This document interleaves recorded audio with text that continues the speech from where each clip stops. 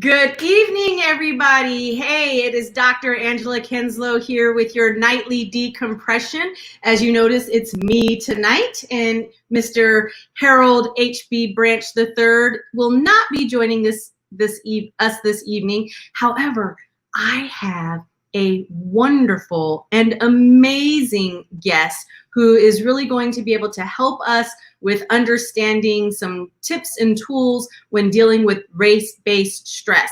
So while we get that going, I'm going to go ahead on here real quick so I can share this to my page. Let's see, I'm going to home base, and then it's not going.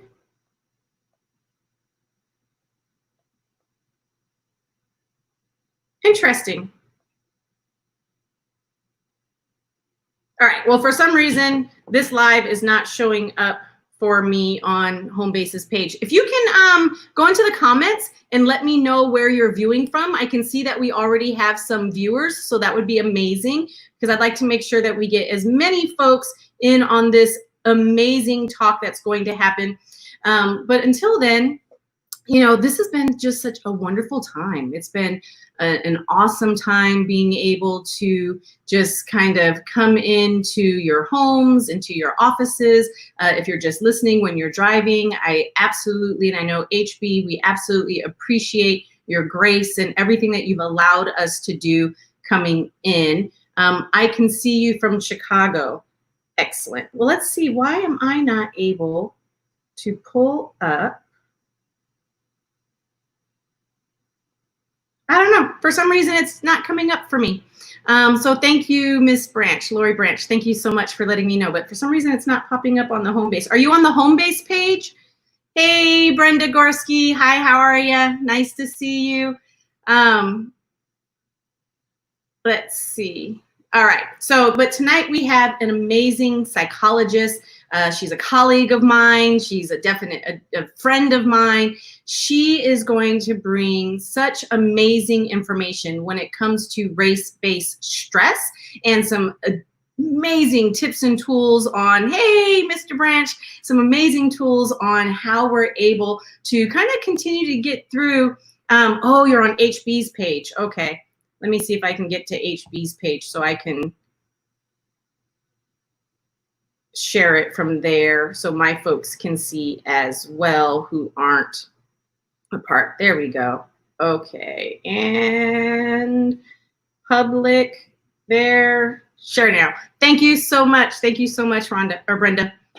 All right, so it's 6 o'clock. We're going to get started.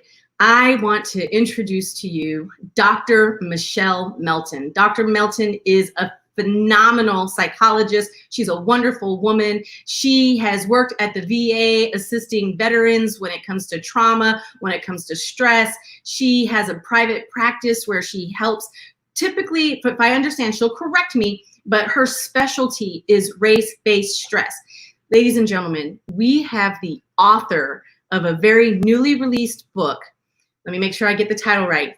Race-Based Stress in Therapy with Black Clients. It's fresh off the press, and help me to welcome Dr. Michelle Melton. Did I get the title right? Everyone. Thank you so much for that wonderful introduction. Welcome. So I'm going to ask for grace. Well, I'm so glad as we're talking, because there's technical difficulties. If you can already notice that there's a delay that's happening, and you know, technology has not been my friend all day. I'm going to blame it on the humidity here in Arizona, but I ask for your grace. There's many things that I would love to share with you in this 15 minutes, and I'll give like 3-second pauses before I respond. Excellent. Well, I will tell you, we've been doing this now. This is our 8th week. And one thing that HB and I have really talked about is grace, especially when it comes to technology. You know, this is new. We're just thankful to be able to have you this evening, to be able to impart some wonderful information for everyone. And so I know we were having a pre-conversation, a little pre-talk, and we talked a little bit about some things that are in the book. I know that the book that you've written was authored with the mental health professional in mind, But however, there's tips and skills and tools in the book that you're giving to the mental health professional that they can then give to their clients or their patients. So in this quick little talk, we're going to kind of skip the mental health professional and see what tips, skills, or tools you can share with the community in regard to how to kind of deal with this race-based stress. Yes. So some of the places to start in the book and the tools that we give clinicians and providers to be able to create a healing environment for members of the Black community to deal specifically with this experience, because it is a unique experience that requires some unique healing tools and strategies. So one of the starting places is creating a shared language. Because when we talk about racism, as if thinking back and reflecting on just kind of the national conversation, there's very little agreement, and there's a lot of discomfort and a lot of emotion around what is racism, what is a racist, and being able to create a shared language, being able to share stories of being misperceived, being discriminated against, being stereotyped is empowering in and of itself. Right? So being able to go from, this experience happened, I don't know how to put it into words, I can describe the experience, but being able, the event, rather than experiencing the event itself, but being able to articulate why it was upsetting, why it's having the impact is a starting place. And so one of the things that I would encourage people to begin to do is to begin to move away from describing, well, this person said that, and this is what happened, but more of reflecting on what was the impact at that moment. And reflecting on what am I telling myself about this? Because a lot of times after an event happens, right, and this can be a personal exchange, like one-on-one or a group of people, or it could be vicarious if you're watching, news at this point, if you're watching the video that has been posted on social media, there can be this process of I just lost my thought because I was getting excited about another point. So let me back it up a little bit. So when you are watching these events, you can begin to have that replay in your mind over and over to determine what's their real intent, or what did they mean, or do they believe these things? And when you begin to replay that over and over in your mind, even after the event is 2 days, a week, a month, or longer, then that's when it becomes to be internalized. It becomes part of your story. And it can be very difficult to get that out of your mind, right? Yeah.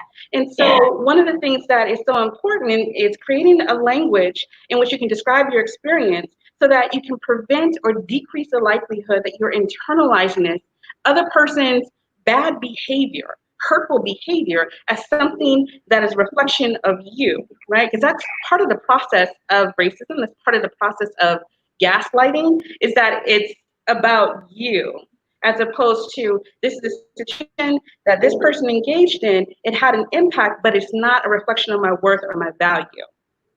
So that's one of the things that I would encourage people to do. So what I'm hearing you say is, rather than really focusing on what I think the person meant, is more or less focusing on how has this impacted me, how am I feeling, and how can I work through what I'm feeling and not worry about what that person was trying to do. Yes. Get that right? Doing that. Yes, and in doing that, what you're actually doing is validating your experience, that you don't have to wait for someone else's acknowledgement or acceptance that it's true, that it is real. So one of the phrases that's kind of a resilience response to moments like this, one of the phrases that I encourage people to use is, I just experienced a microaggression. And I may have to define that, but I'll come back to it. Or I just experienced discrimination. Because again, part of the cycle and the impact of racism is gaslighting. It's making you doubt your experience, making you doubt your perception, and you become very. Give a little bit of feedback. So you said experiencing discrimination, experiencing oppression, and then we kind of missed what you said after that. I'm sorry, one more time, the last part. When you so we missed you a little bit when you said experiencing discrimination. Okay. I'm not sure where I was with that piece, but I'll just say it all over again, right? So when experiencing discrimination, there's this piece that a lot of questions about your reality come up. So if somebody says, oh, you must like fried chicken because you appear to be of the Black community, right? You must like fried chicken. That's a microaggression, right? It's a subtle slight or insult based on your perceived minority group, right? So when that happens, some things that might go through your mind, like, what do they mean by that? Did they say that because I was Black? Did they say that because, they think that only Black people eat fried chicken? Are they looking down on me? So all of these questions get started. And then it's like, well, do I say something in response? Or should I hold it to myself? If I say something to them, what if they say, oh, I was just asking if you like food. Don't make a big deal out of it. That response back can be so invalidating, like it's all in your head, right? That you're making a big deal out of nothing. In reality, it is a microaggression. In reality, it does have an impact because it communicates. The underlying message is you're different or you're other, right? To prevent, again, or decrease the likelihood that that gets internalized, validate what it is. Take the power out of it of saying that was a microaggression. I'm not crazy here, right? When you validate it, you're in an even better position then to decide what you want to do with it, which means that you can respond to that person and let them know, hey, what you just said was hurtful, and you can keep it moving. Or you can have a whole heart-to-heart conversation about why it was hurtful, why it was an insult. And you get to decide how much investment you're wanting to have in that moment. So Dr. Melton, so let's say that was the microaggression that came against me. Somebody said, oh, you must really enjoy fried chicken. And I go through all of that internal processing that you just mentioned, like, why would they say that to me? They've never even seen me eat fried chicken. What's going on? So would I then, and I'm asking for the community, I don't see any questions, but please feel free to ask questions, everybody.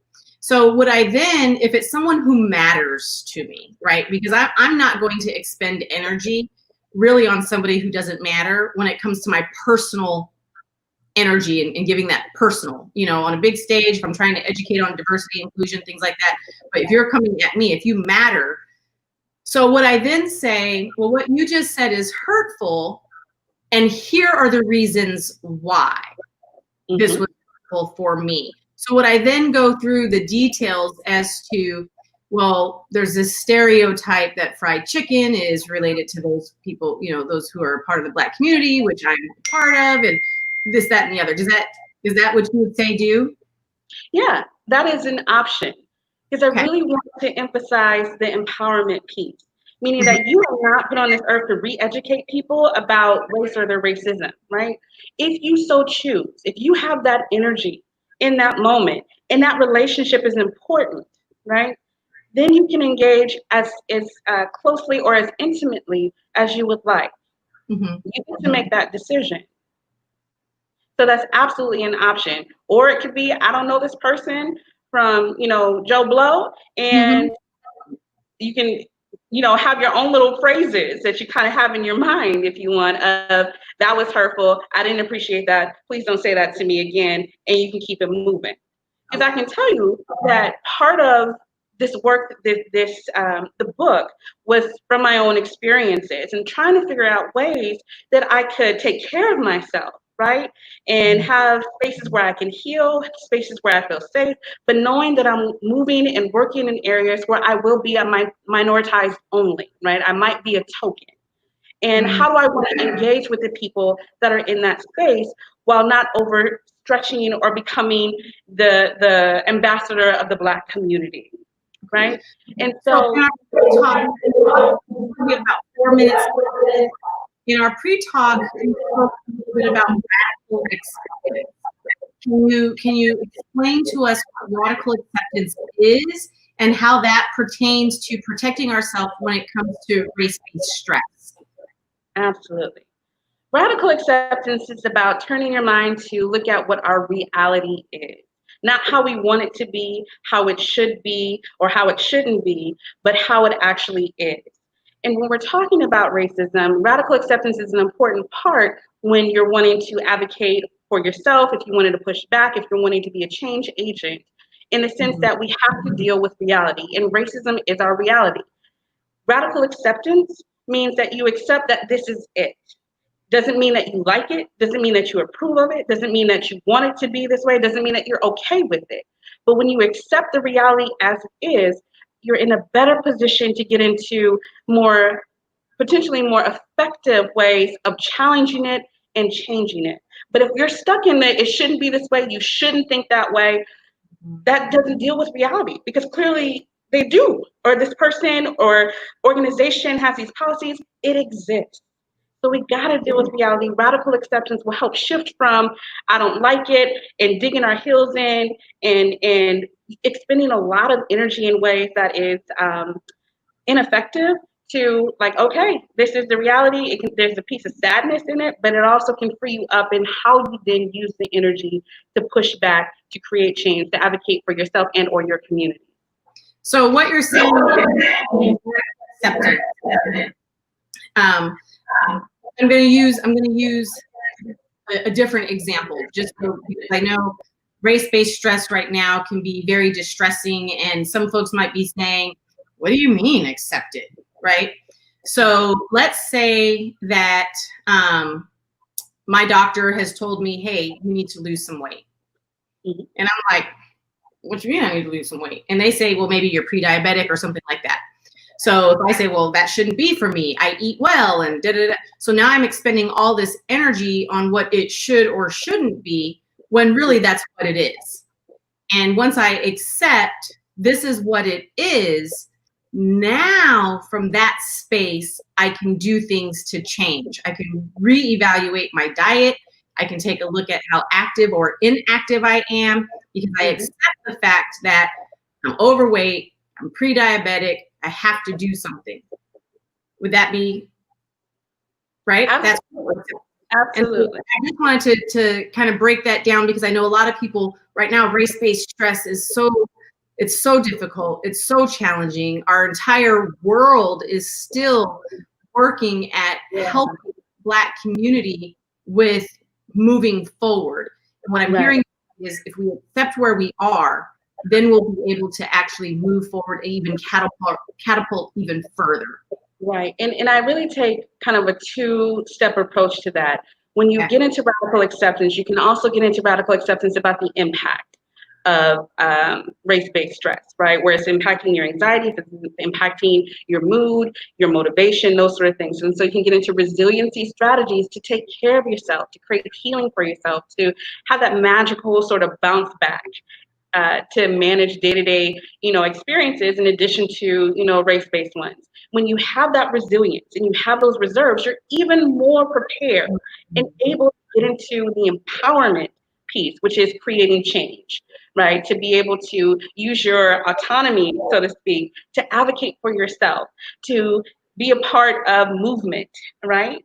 And so you got to have both and pay attention to both to be able to, in my opinion, really be able to challenge and change the system. Because if you are worn out, you're not going to have the energy to give. And you may not be able to give your best if you are doing things, right? So you got to pay attention to yourself, resilience building, and then empowerment. All right. So Dr. Melton, we have a couple questions, and then our time is up. Race-Based Stress, is the book available to buy? Yes, it is currently on Amazon. You can Google my name, not Google, go on Amazon, search my name, and it'll come up. The title of the book is Addressing Race-Based Stress in Therapy with Black Clients. And it's available. Straightforward, right? It's very straightforward. You know what you're getting when you buy this book. And then Mr. Branch says the acceptance reality is in present, but we don't have to embrace it as future or permanent. That helps me accept whatever reality is thrown my way. Absolutely. Yes. That's absolutely it. Yes, Mr. Branch. Beautifully stated. Very nicely summarized. Well, everybody, our time is short, and I think with, what Dr. Melton has presented with us are some great skills and tools to be able to help manage race-based stress. And what she has shared with us definitely goes in with what HB has continuously said, that, warriors have to fight, but warriors also have to heal. So thank you, Dr. Melton, so much for gracing us with your presence, for gracing us with your knowledge. I know you're very, very busy. And just wanting to, Dr. Melton And Dr. Durrell and I, we are the 3 Psych Docs, and we have a monthly show called the 3 Psych Docs. You can go on Facebook at 3 Psych Docs and like the page, and you'll be able to stay tuned in with us on a monthly basis as we continue this conversation and additional conversations. I think we're talking about sex next month, right, Dr. Melton? We are. All right, I don't want to keep your time anymore, but again, remember, warriors have to fight, but warriors definitely have to heal. Peace. Thanks.